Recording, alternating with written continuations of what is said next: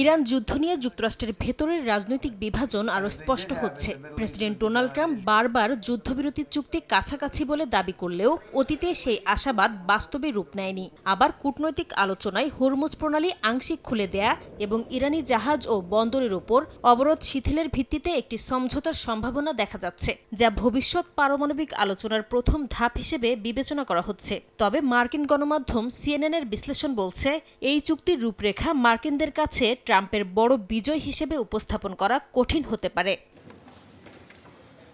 Iran ইস্যুতে ট্রাম্পের অবস্থান নিয়েও দিন দিন ডেমোক্র্যাটদের সমালোচনা বাড়ছেই। তাদের দাবি, তেহরানের বিরুদ্ধে যুদ্ধ শুরু ও পরিচালনায় ভুল সিদ্ধান্ত নিয়েছে যুক্তরাষ্ট্র। এতে ভবিষ্যৎ আরও অনিশ্চিত হয়ে উঠেছে। সমালোচকদের মতে, ইরানের নতুন হামলা যেমন ঝুঁকিপূর্ণ, তেমনি সমঝোতায় গেলেও ওয়াশিংটনকে বড় মূল্য দিতে হতে পারে।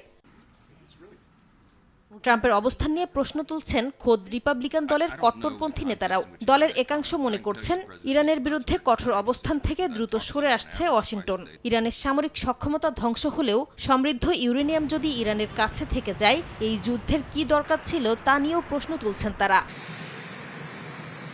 বিশ্লেষকদের মতে, রাজনৈতিক ও অর্থনৈতিক দুই দিক থেকেই এখন চাপে আছেন ট্রাম্প। যুদ্ধ অব্যাহত থাকলে তেলের দাম, জ্বালানি সংকট ও জন অসন্তোষ আরও বাড়বে।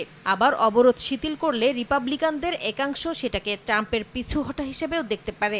যদিও মার্কিন পররাষ্ট্রমন্ত্রী মার্কো রুবিও বলেছেন, যুক্তরাষ্ট্র এমন কোনো চুক্তি করবে না যাতে ইরান পারমাণবিকভাবে শক্তিশালী হয়ে ওঠে। তবে সমালোচকদের প্রশ্ন, ২০১৫ সালে ইরানের সঙ্গে ৫ বিশ্বশক্তি ও জার্মানির সই হওয়া পরমাণু চুক্তি বাতিল করে কি লাভ হলো যুক্তরাষ্ট্রের, যেখানে যুদ্ধ এবং শত শত প্রাণহানি দেশটিকে সমালোচনার মুখে ফেলেছে। নাসরিন রুমি, সময় সংবাদ।